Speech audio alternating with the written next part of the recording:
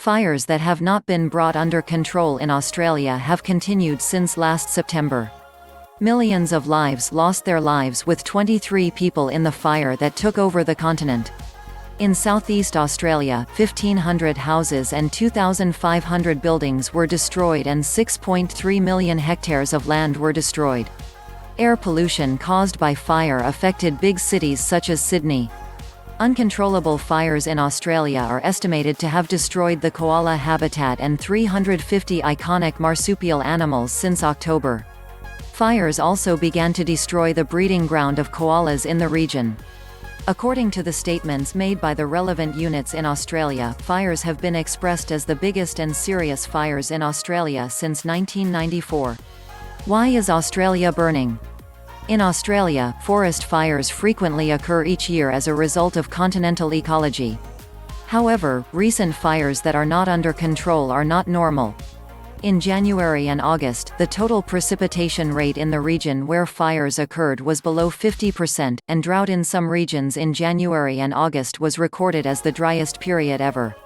The climate crisis is the reason for the uncontrollable fires occurring in Australia to start periodically earlier, to last longer, to get fires harder and unpredictable consequences.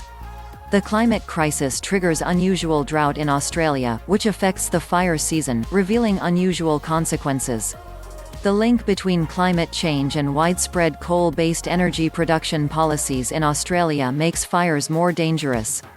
Climate crisis makes life unusual. There is a steady increase in global temperature averages.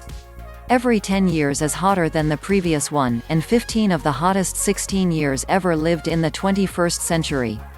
According to the latest report of the International Climate Change Panel, which operates as an organization of the United Nations and has published thousands of scientific studies and reports on climate change, the average global temperatures are expected to change between 1.5 and 2.3 C according to the periods of 1850 to 1900. Due to climate change, the normal order of precipitation has deteriorated. While the intensity of precipitation increases in the rainy months, this triggers events such as flood, landslide and erosion. If the government and companies do not implement their greenhouse gas emission reduction policies, the temperatures may increase up to 4 degrees in the current century. The Paris Climate Convention is not a necessity but a necessity. Numerical and scientific information is no longer information left on the table during climate negotiations where climate change is neglected, scientific articles or climate negotiations that governments do not care about. We are in an ecological breakthrough process. The climate crisis is now affecting our lives far beyond the findings found only in scientific reports. In the past months, we were talking about the fires that occurred in the Amazon forests, today Australia.